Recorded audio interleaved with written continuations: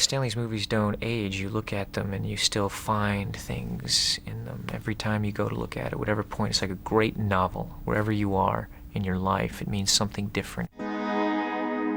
He was one of the great storytellers of all time, and he used film as his medium to do that, and it was beautiful. It's not a violent scene. It's the most violent scene. It's not an angry scene. It's the most angry scene. It's not a sergeant berating his troops. It's a sergeant berating until it's operatic. It's not a helicopter shot. It's the biggest, widest, smoothest helicopter shot possible of the car in The Shining. So he was sort of incapable of working without pushing at the edges.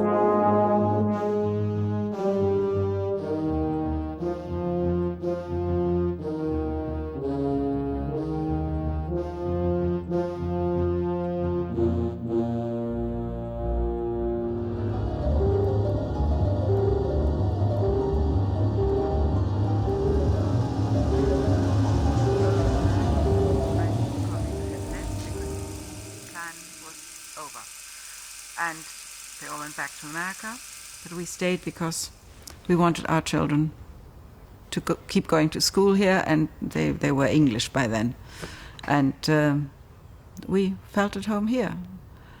We've had a wonderful childhood, totally special, but at the same time it's been completely anonymous. Nobody knows our faces until now. Nobody knew Dad's face. He had the best of being famous, is that he was terribly famous and yet he was completely anonymous. I would say that considering that he could go into M&S and St Albans and nobody would bother him, I think that was wonderful. Stanley very sensibly divested himself of the behaviour of fame. And the result of that was, ironically but not unpredictably, to render his doppelganger the mad recluse of St Albans. The definition of recluse in the press is that he didn't speak to them. He spoke to everyone else. I mean, it's just not true. It's a very strange position to be in, having to defend how you live and having to explain that your father was not this weird person. He was unusual, yes. He was maybe even eccentric in some areas, but I'm sure we all have eccentricities. And if you take the fact that he didn't care much about clothes and how he looked, his life was in his head and his imagination and his work. He didn't consider it retreating. His home was where not only he and his family lived. His wife was an artist, so she worked there at home. He worked at home. His editing rooms were at home. His projection rooms were at home. He did most of his pre and post, all of his post-production at home. So his home was not just a place to raise the family, who he was very close with, and to have friends come by, which was always the case, but his home was where it all revolved around. The parts of the house that were dedicated to his work, which were probably all of it, did revolve around him. And there were people constantly doing things that seemed to me very mysterious, but were clearly to do with how takings were going in Bangkok or whatever it was. I'm not sure that the kitchen didn't revolve around the dogs. Undoubtedly, one felt the ubiquity of his wife. So I think that there's a balanced double heart of that enormous setup. When I first went there, I was actually depressed because there were these beautiful, large, bright canvases signed Kubrick. And I thought, oh, God, he's a master artist as well. But then I found that these were his wife's paintings. She just signed them with Kubrick. And occasionally, if we were stumped, Stanley would light a ciggy and he'd say, how about a bit of fresh air, Brian? Okay. So he'd open a door onto his rolling acres and take 10 paces out, Stanley puffing very heavily, and there Mrs. Kubrick would be sitting, painting at her easel. We'd talk to her and be relaxed, and he'd say, that's about enough. And we'd go in again and start the day's work. I envy Stanley for all those years he worked at home, with an eye shot of his kids growing up and his pets and his wife and her art and her tremendous talent, Christiana's, and all of his colleagues. I mean, I love working out of the house, and I understand why Stanley loved working out of the house too, because his films are personal. His life is personal. Everything about him is personal, and being at home and not being in an office, is a whole different way of getting close to that zeitgeist. Well, I met Stanley through the telephone, and for several years we spoke regularly on the phone. And at one point I said, Stanley, we should meet up and have dinner. And he said, why? He said, we have a perfectly good telephonic relationship. Why should we meet? And it was a typical kind of question that Stanley would ask, and you couldn't really think of an answer, except he always put you on the back foot like that. That's what used to kill me when I talked to him on the phone. I didn't believe he lived in England. He never lost his Brooklyn accent. He talked like a Brooklyn kid. He was a Brooklyn street kid, period. And we talked like a broken record. I mean, we were on the telephone for 18 years. And there's whatever we could, not that often, unfortunately, but whenever we could, I would see him in London. And he picked my brain for those 18 years, and I picked his. And he was constantly looking for information, and about filmmaking. I mean, he was obsessed with every aspect of it. I mean, he loved films. I mean, and he was extremely generous. If he liked one of my films, he would be on the phone right away saying how much he admired it and how did you do that shot. On Full Metal Jacket, he had every take on a different television screen with a different computer tower, a different tape unit, different 3/4-inch feed. And he would compare take 1 to take 31 with all these monitors and all these 3/4-inch tape machines. And during Full Metal Jacket, when we talked, he would just rave about how easy it is to compare a performance, to compare Lee Ermey's performance on take 5 and then take 25, because he had the monitors right next to each other. Total gadget freak, I think he was. I kind of supplied him with a lot of toys. Had to be the latest, the newest. Sort of the toys of our trade were all over Stanley's kitchen, in his workspace. The most wonderful, there's a better one coming out. Flat tins of film, like great big metal pills. Total sucker for that. Machines which were completely arcane. He felt silly being like that sometimes. We might as well have been in a rocket. But he couldn't resist it. This was absolute his candy. I wonder if he was really worried about overload.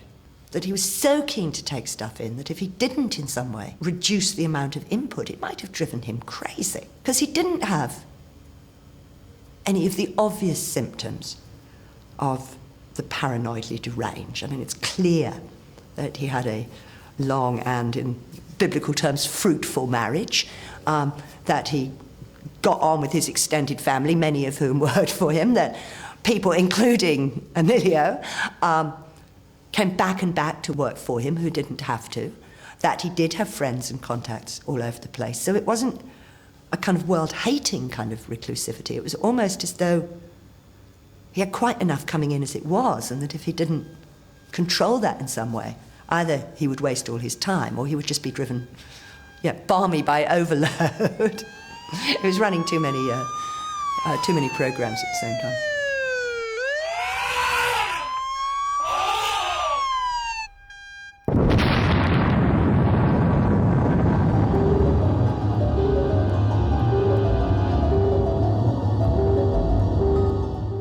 Everybody then read more science fiction, I think, than people do now. I read it all the time. I read all Arthur Clarke, and I was complete science fiction mad. And Stanley, more so even. Both constantly having, exchanging books. And then Arthur came on the scene, and it was like an explosion of information and exciting stories. It was all this short story of his then grew and grew and grew into this enormous project.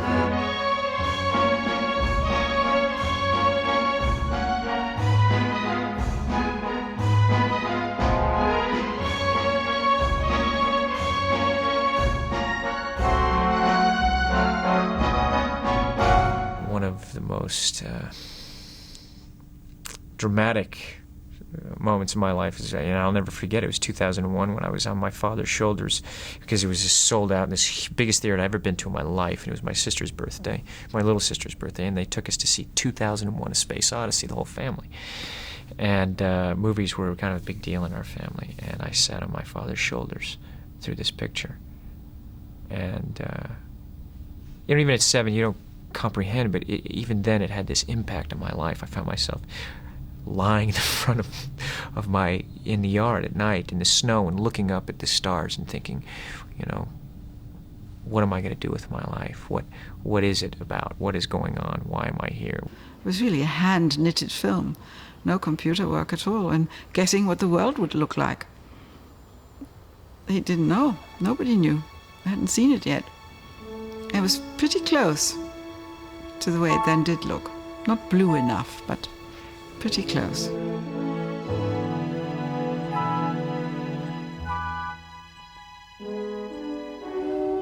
He took you into space for the first time. I mean, since 2001, no documentary, no other movie, no IMAX experience being on the shuttle and looking down at Earth has ever really put me in space as much as 2001 did. I mean, my God, that was maybe, for me, his most realistic movie that he had ever made.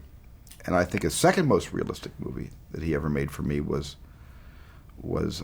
Clockwork Orange, where it was like reading the newspaper today. Stanley was very insulted by the reaction and hurt. And then the reason the film was withdrawn was because we got so many threats that the police said we really must do something. And he withdrew it, both artistically hurt as also scared. He didn't want to be misunderstood and misinterpreted, and you also don't like to get death threats for your family and everybody. They were very serious. Very serious. It was literally frightening because you felt these people around the house, and suddenly we weren't allowed to go in the front yard unless we had to, and driven to school, and it all got quite hard. It's difficult to believe, looking here at this exquisite privacy, that you felt that your lives were somehow in danger. It was. That's not paranoia. Was on paper. Many times over, we got very strange threats from groups as well as individuals. And someone sent a brown paper bag with a sculpture of Clockwork Orange in it, ticking. That was a fan. It was uncomfortable. It's difficult for the children, and we wanted to stay in England. And so, don't show the film. I'm sorry, but we don't usually let strangers in.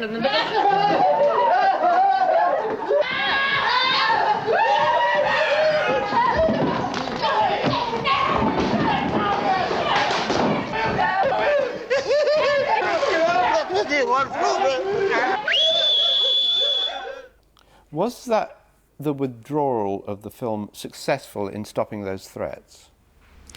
Yeah, it was. It was.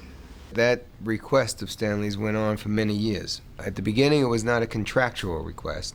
In fact, indeed, it never really was. It was kind of, if you want to keep me safe and healthy and comfortable, don't do it.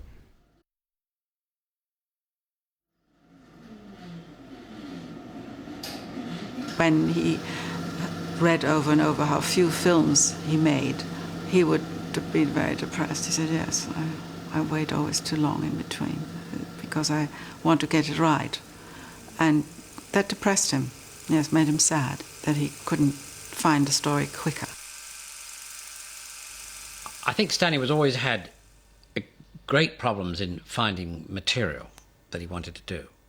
I mean, I think that he spent a lot of time on films he didn't make, as we all do, of course. But in particular, I think he wanted to make a film about artificial intelligence, and he struggled to do that for a long, long time. He did find a short story of mine, which had appeared originally in Harper's Bazaar in 1969, I think. Super Toys last all summer long. And for some reason, Stanley got really hooked on this little story. And so we talked about this, and Stanley eventually said, I can't think why I can't quite get to grips with this story. I think I would think more creatively if I could buy it from you. Well, actually, Naive is my middle name. I didn't really want to sell it to him. But eventually I did.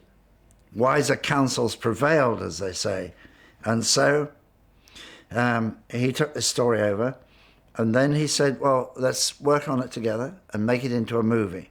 We who were involved in the AI project really thought that it was Stanley's primary ambition was to make this particular very ambitious science fiction epic about robot intelligence. He said to me once,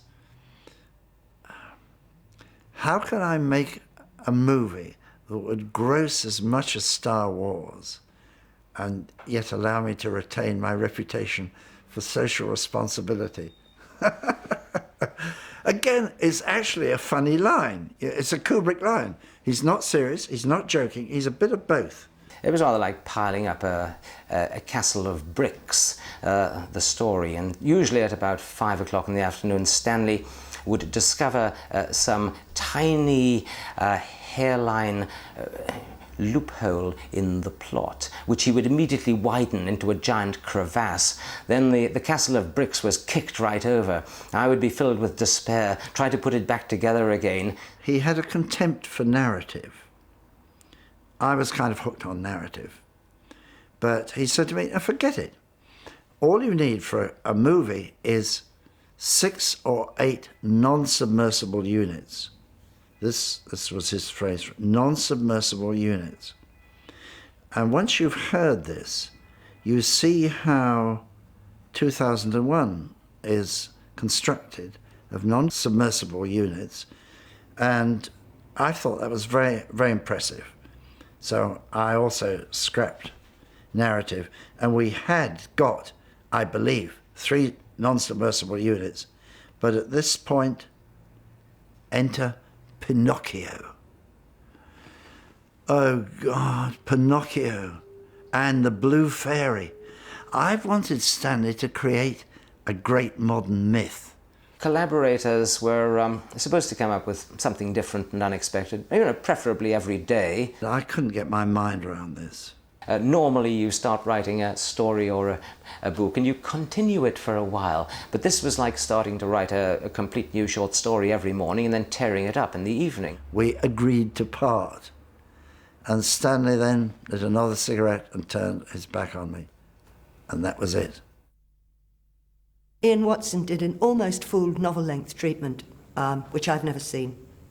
And when he'd finished it, Stanley said to him, I need somebody to smear this with vaginal gel. And I have to say, when I first heard that, I was rather shocked because he never would have used, he was very gentlemanly at one level. He would never have used language. But I think I was the vaginal gel. It never felt as though we were man and a woman. It's like when you're having a properly satisfactory conversation. You aren't driven by your gender. You're simply minds dancing. But I think one of the reasons why he wanted to work with a woman, which he didn't usually do, was because he felt, as I said, that the science fiction had come to dominate the plot too much. But perhaps even more importantly, that there was something lacking, some level of kind of humanity lacking in some of his later work.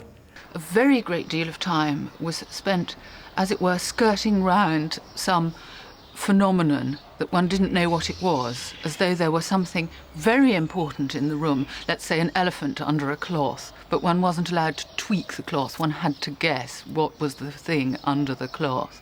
Collaborators tend to get a bit unhappy when suddenly Stanley either decides that they're not performing properly or their particular role has come to an end.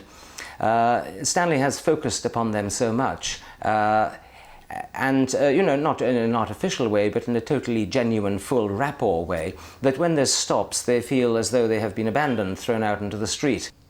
he was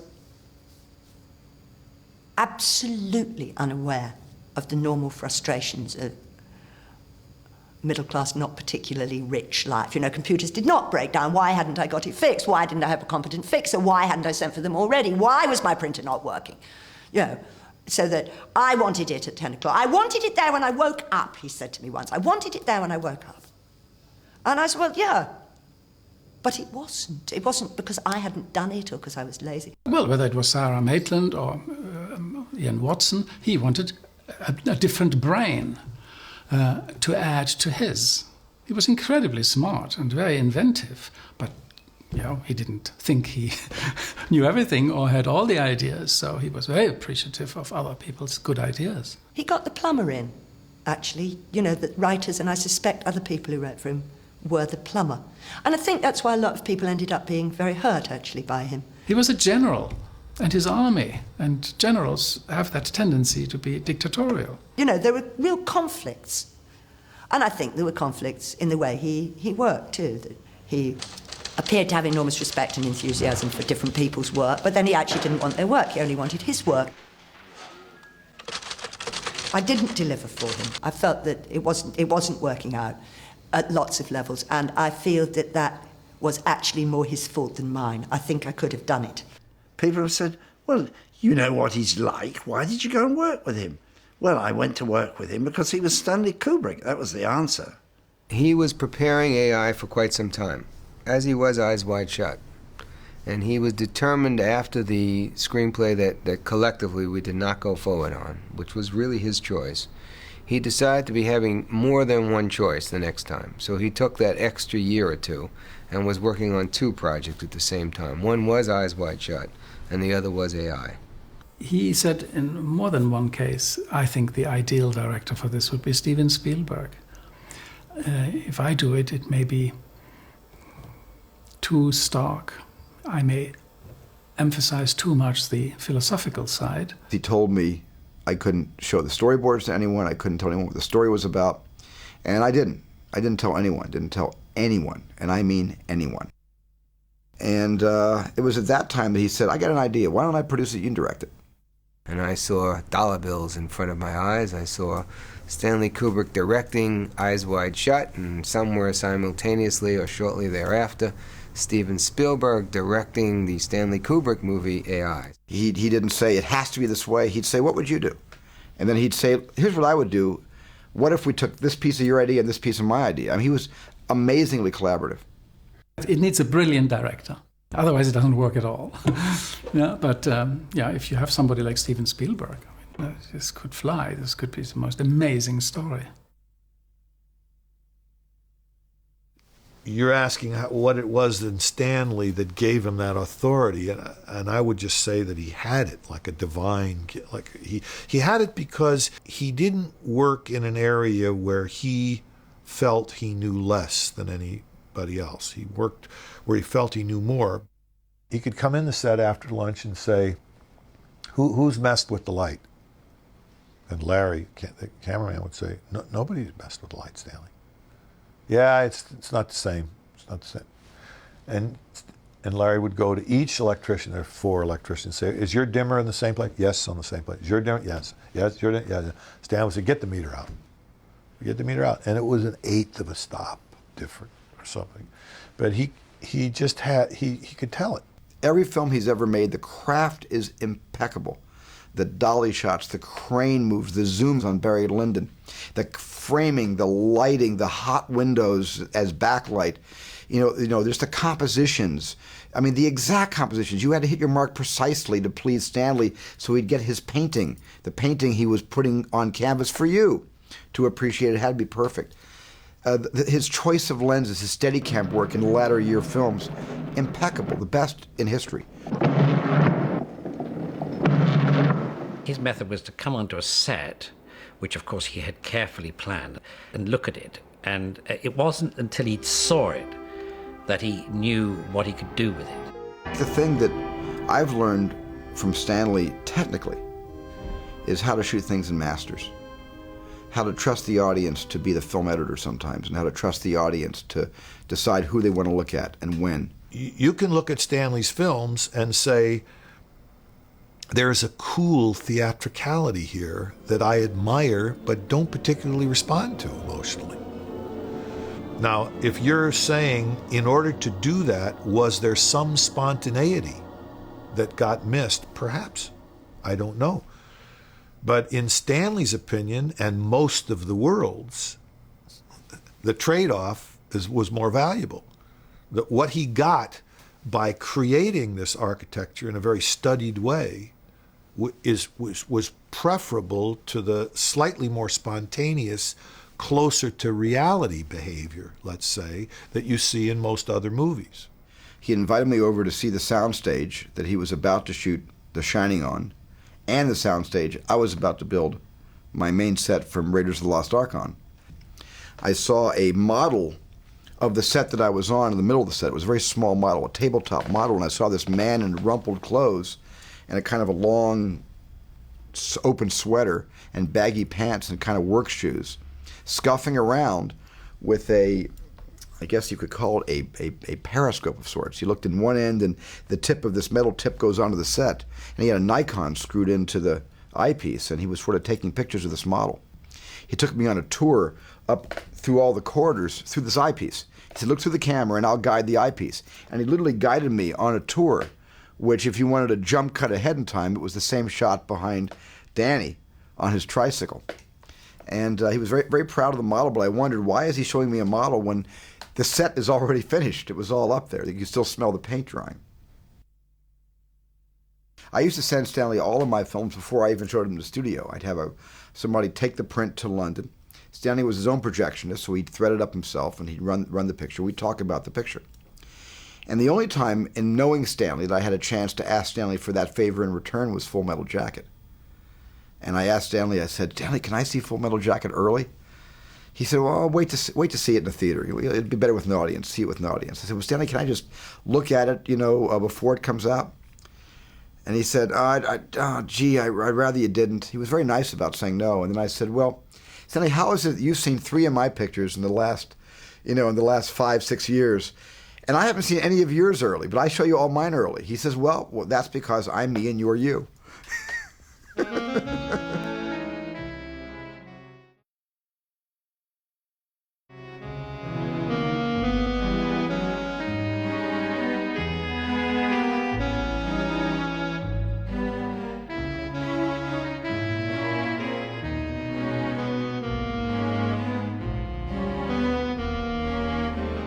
I read the script and flew immediately to where he was, to his property, and I landed on his property in this helicopter. And I said, look, I'm sorry about this, but otherwise it's a 6-hour drive, and I've got, my babies are here, and Nick, and I couldn't figure out another way how to get there quickly and then get back. And of course, he'd set up the landing pad, and I remember the helicopter coming in onto his property, and he'd given me the GPS coordinates to give to the pilot, and sent me a diagram of where he wanted me to land the airplane, the helicopter. And I remember just landing in, and there he was, just waiting, just alone in the garden as it came down. And the helicopter came down, and we discussed the helicopter and what kind it was and how many hours that I'd flown in these helicopters. And he walked me around the grounds, and I just remember thinking, this guy's kind of a magical, wonderful guy. He wanted to make this film at one point in his life. With his age. No. Oh. I mean, the film is about the mind, jealousy and sexual obsession of the mind. It has nothing to do with, it's not at all pornographic or anything like that, not a bit. Quite the opposite. So we discussed the script, and he wanted to know what, I can't even remember what I said about it, just different story points of did I understand this and was I confused about anything. But he first allowed me to talk. He didn't, probe, really. And then I took off in the helicopter, and it was over too quickly for me. And I thought, okay, this is going to be a real adventure. This is going to be a great adventure of my life.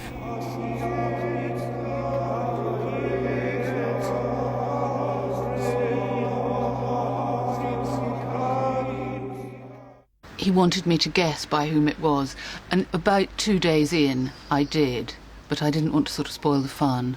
So we did a little bit of speculation. To make a film about that seemed so unattractive to me that whenever he brought it up, I said, I hate that book, get it, put it away. And he was particularly angry that I hated it and said, why? I would like to know why you hate that book so much. So it's one of those conversations. The story at that point was very clearly about the mutual manipulation of jealousy, which is torture. It's what we can do to one another in the most intimately painful way. And it's clearly quite obvious that if you're dealing with erotic entanglement, there is a compulsion to hurt that lies very close to intense involvement. But the themes are universal when you look at jealousy, obsession, fantasies, sex. I mean, it's every individual understands this, and some people don't want to ever feel like they have fantasies or that it's the devil or it's bad. And I, right away when I read the script, you're thinking, okay, Nick and I are going to make this together. We could invest aspects of our own relationship into this and our own understanding into these characters. Even though Stanley would say, well, that's just an added bonus, that was definitely something that he counted on and wanted, but never abused that at all, ever. Not once. As an actor, you set up, there's reality and there's pretend, and those lines get crossed, and it happens when you're working with a director that allows that to happen. And it's a very exciting thing to happen. It's a very dangerous thing to happen. In the acting scenes, he worked in a way I understood very well, which is a kind of feel your way through it as you go. You have the boundaries of the scene in your head, as he did. But then he sort of gives you a little push-off and sees where you go. And then he starts to correct it slowly, and then he records it on video with the tap. He wouldn't film it sometimes. He would record it on video. Then he would show it to us. I'd sit here, Tom would sit here. He would go through it, freeze the frame, and say, see that when you turned your head like that? He will change this. Or at the end of a take, he'd say, okay, Sidney, come here. I'd come and I'd sit down. He wouldn't say anything to Tom. Then he would go through it with me. Or, okay, Tom, come here. Let's watch this. Stanley would say, look, we got to earn every scene with this character, every single moment with this character. And he knew that, in times when I just get frustrated with myself, and that at times that we couldn't get it, you know what I mean? And it was just like, fuck.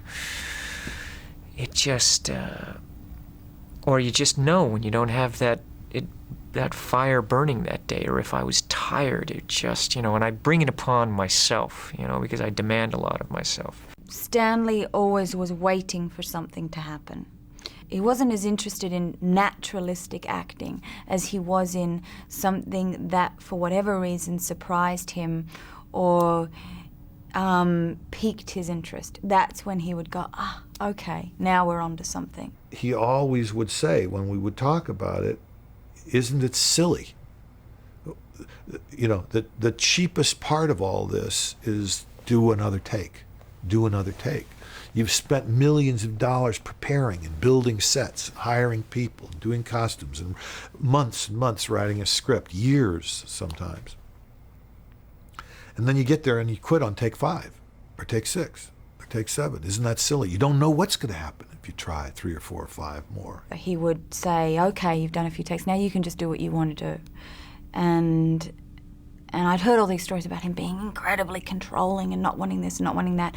And at certain times he was very controlling. At other times he was, please just, and particularly with the monologues, is when he allowed me just to really just get lost in Alice. And I think that's what happened. I mean, over the course of the year and a half, I just, became that woman. Millions of years of evolution. Right? Right? Men have to stick it in every place they can, but for women it is just about security and commitment and whatever the fuck else. A little oversimplified, Alice, but yes, something like that. If you men only knew.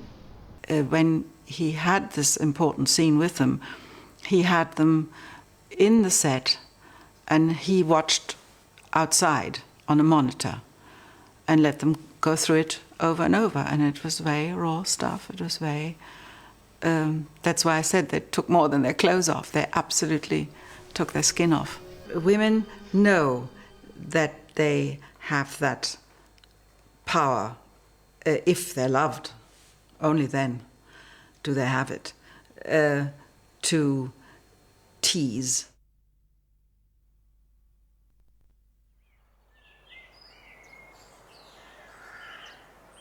I think it was a very good film for an older person to make with quite a lot of hindsight. And you become softer and more honest with yourself as you grow older. And I think that Stanley was much more pessimistic, much more cynical as a very young man. I think most of us become nicer when we're older, more, even more mellowed. And he certainly was more optimistic than I sometimes was. He would be able to talk me out of any depression very quickly. He was very positive and incredibly not judgmental. He's often spoken of as this very severe thing. I never experienced him. I mean, we had the usual household nonsense and quarrels over should the dog be fed this or not, trivia. But we didn't have serious rows. And I think the overriding feeling he gave his family and other people is how very entertaining Stanley was. I think he was I was the best entertained woman ever.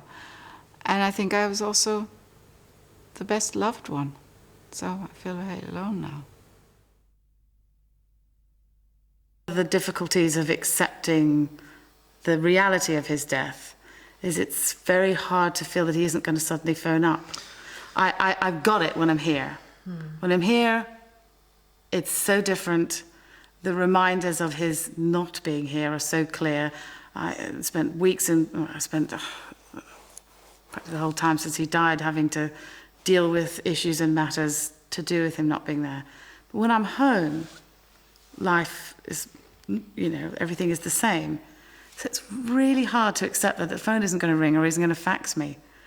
And I can't get rid of his fax number on, I have a computer with a phone book in it. And I can't bring myself to erase him. Just those things. It's so hard to believe he isn't on the end of a line somewhere. For me,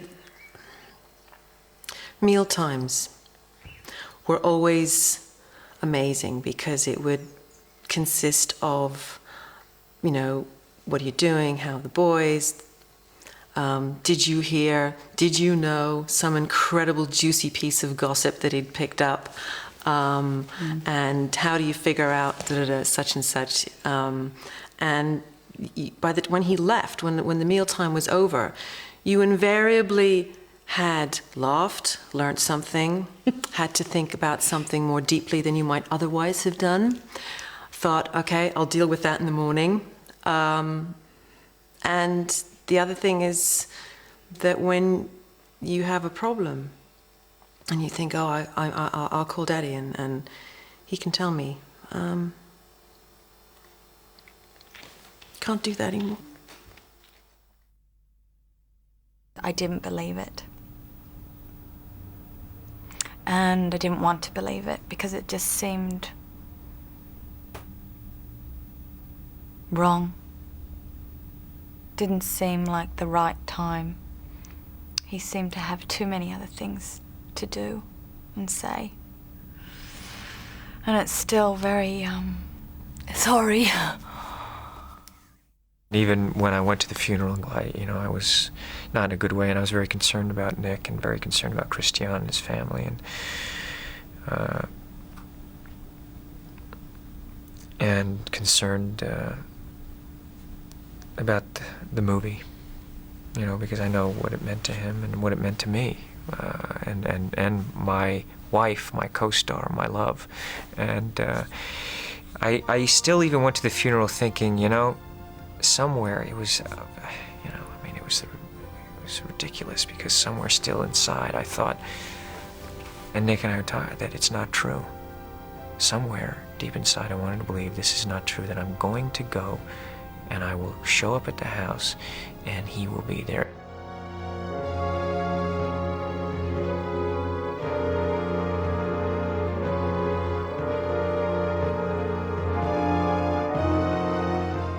At some time we talked about how horrible graveyards are, and so I decided he liked to sit over there all the time, so that's where we put his grave.